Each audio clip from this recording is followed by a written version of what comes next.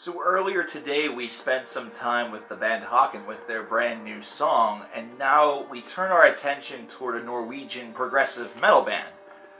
Circus Maximus is a group that started off firmly rooted with progressive metal, and as their material has kind of materialized, not to sound redundant, over the course of their now 4 albums, it's one that certainly has started to trend a little bit more toward that dividing line between progressive metal and progressive rock. So instead of merely trying to identify them as one or the other, you could easily say that they showcase elements of both and are able to really display them both with some very fine elegance. And the dividing line that they're able to cross back and forth from is one that isn't a razor's edge. It doesn't feel as though it comes literally out of nowhere. It's instead one that feels exceptionally calculated.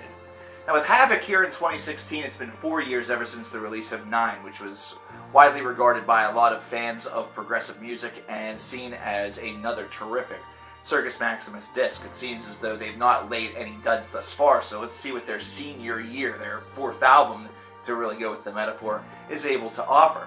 And now the first thing that you're going to see from this that perhaps CM fans are a bit unfamiliar with is that there's no track off of Havoc that eclipses the 10-minute range. Instead, you have songs that are built within a range of the shortest being close to 3.5 minutes, the longest being 8.5.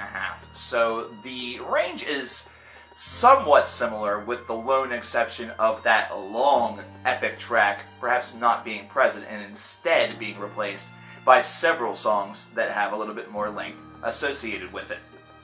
9 tracks, 54 minutes, 5 seconds. There are deluxe versions out there that will add some live versions of songs. Pretty crazy stuff.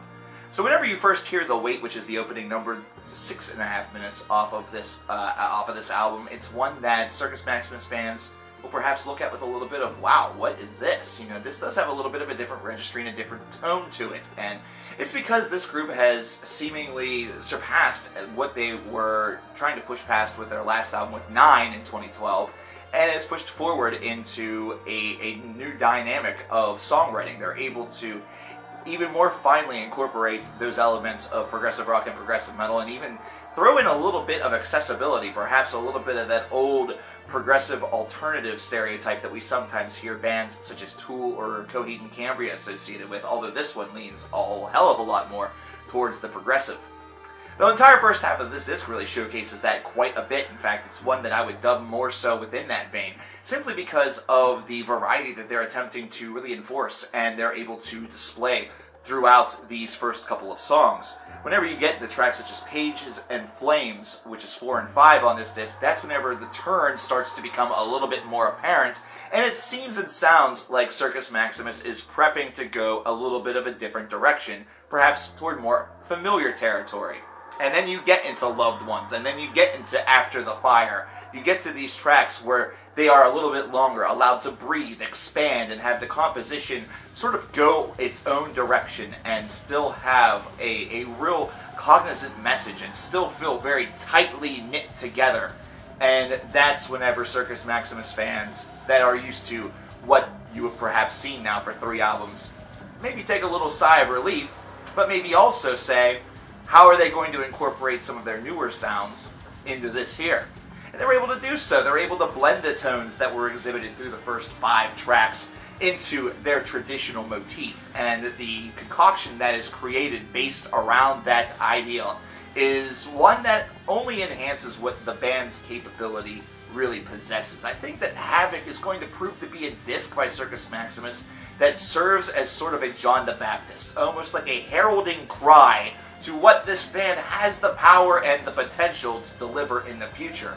Almost like building blocks, giving each album a real focus on one specific side, one specific angle, while also starting to build the foundation for the next side, and then watching it combine together, watch it become a little bit more than it was whenever the album began, which should really boast some very, very interesting ideas and a lot of hype, a lot of excitement surrounding whenever the follow-up to Havoc does come to us. If it's 4 years, such as the difference between 9 and Havoc, and it's 2020, then 2020 boasts to be a very unique year and one that should have a lot of people, paying attention. But finishing this album with a song such as Chivalry after a 5.5-minute brief reprise with Remember certainly gives that emotional tone and sort of showcases that musical transformation. And with both of these tracks, it reaffirms what this album sort of built and set out to do. It showed that Circus Maximus is an evolving band, a group that certainly seems to be looking constantly for ways to take their sound to the next level. And in doing so, they are crafting very much a curious product, an interesting product, and one that is really difficult to walk away from. It's one that feels very familiar but also a little bit alien, and that nice little blend gives this band, and particularly this album with Havoc, a lot of appeal. And that appeal is in just how this group has metamorphosized and how this group is treating this being their fourth album. They're letting growth happen and function very organically. They have some ideas set in mind, but whenever it comes to the growth and development, it feels very organic, as though it was almost effortless. Overall, this is a disc that does not have very many flaws on it. However, if there were to be any cited, it would be that sometimes the idea can come off, then this metamorphosis can be a little bit overambitious, either that or feel a little bit foreign, almost as though they're dangling a little too deep into some territory that perhaps wouldn't be as well received, and at times it can feel a little bit forced.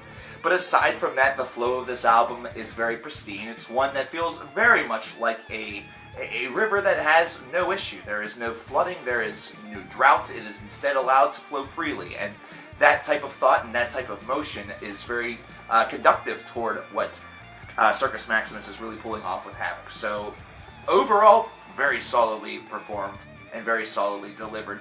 An 85 out of 100.